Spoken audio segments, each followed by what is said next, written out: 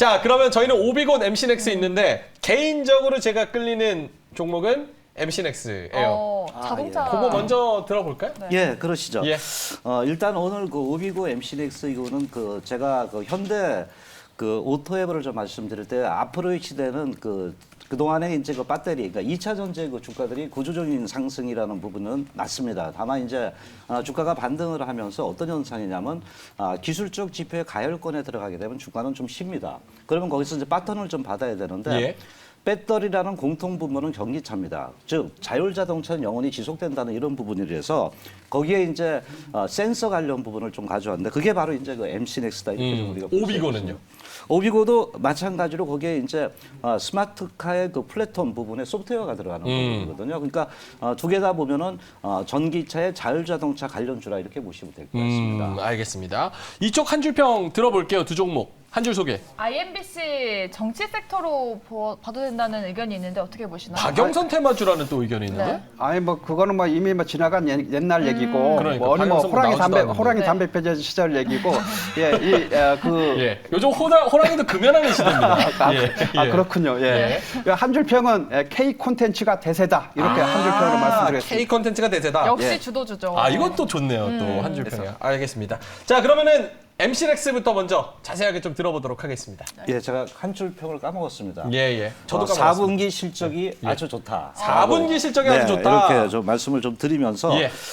그 MC넥스에 좀 말씀드리면은 초소형 카메라 모듈 쪽을 생산을 좀 하고 있습니다. 특히 이제 이 부분에 이제 핵심 기술을 갖고 최근에는 어느 쪽에 이제 그 많이 나오는 휴대폰용 모바일 쪽에 그 상당히 좀 들어갔는데 예.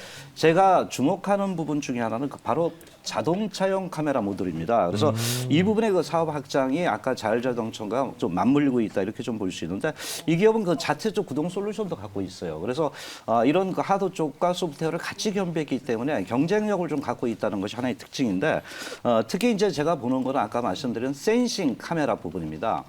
자율자동차에 들어가는 게 물론 거기에 이제 30%의 배터리가 들어가고 ADAS라든가 여기에 이제 그 타임 오브 플라이트라든가 이런 게 들어가는데 여기서 또 센싱은 그 절대 무시할 수 없는 겁니다. 대개 이제 센스에서 피드백을 받아서 자율차가 움직이기 때문에 그래서 이 부분의 그 자율주행 부분의 그 상당한 그 매출에 대한 그 기대가 높아지고 있는데 지금 그 전체적으로 자율자동차 부분의 어떤 그 속도가 전기차에 의해서 배터리에 의해서 굉장히 빨라지고 있습니다. 왜냐하면 여러분 그 최근에 주가를 보시면 경량화 관련주라든가 또는 아마존의 리비안 관련주들이 급등을 했거든요. 예.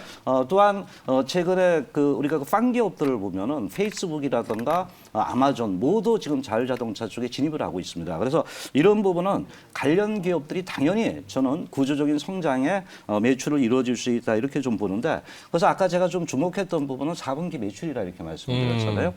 2분기까지는 별로 안 좋았습니다. MC넥스가 상당히 기술력이나 센서 부분에 강력한 그 모멘텀을 갖고 있음에도 불구하고 바로 이제 우리가 위드 코리아가 아니라 진짜 애국자신가 봐요. 계속 위드 코리아라고 하시죠. 대한민국 만세입니다.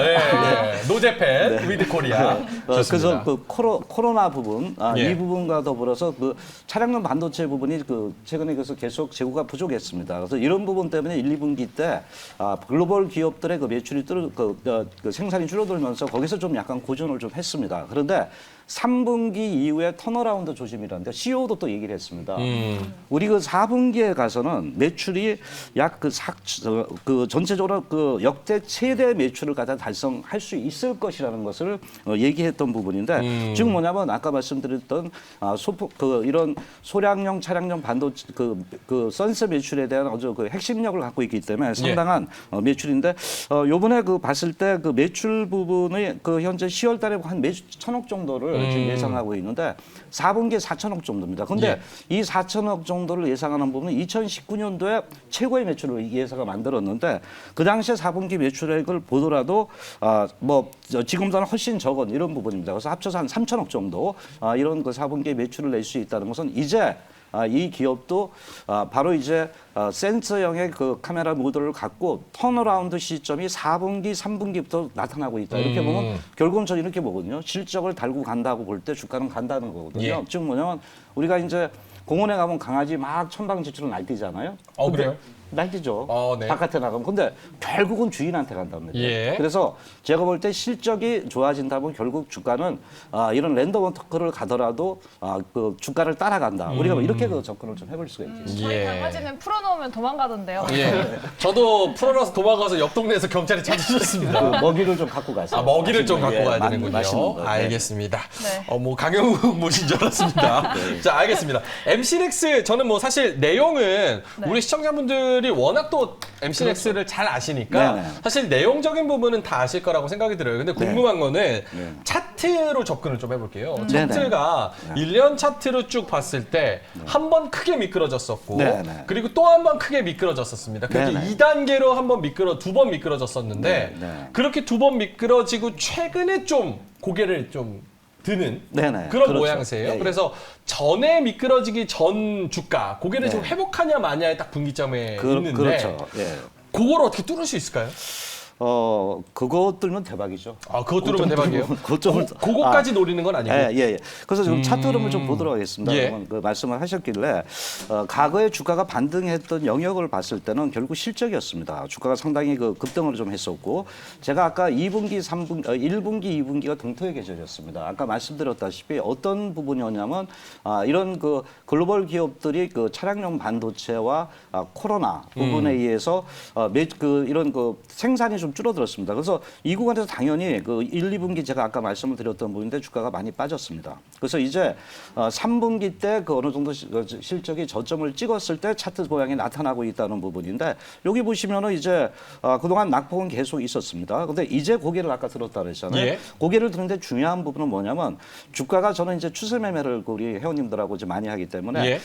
그동안 그 하락을 해서 이게 이제 상승으로 전환되느냐가 가장 중요합니다. 상승으로 전환되면 일시적인 조정이 있더라도 주가는 또 한 방향으로 이런 그 가게 된다 이렇게 좀 보는데 알겠습니다. 그래서 돌파를 했고 이런 부분이 이게 다음에 이제 거래량이 좀 저거 하지만은 이제 그 추세선을 볼 때는 여기서 돌파를 하면서 뭐 1차적인 그 돌파, 2차적인 돌파 이런 추세 부분에서 상승 쪽 무게 중심이 예. 많이 실린다고 보겠습니다. 좋습니다. MC 넥스.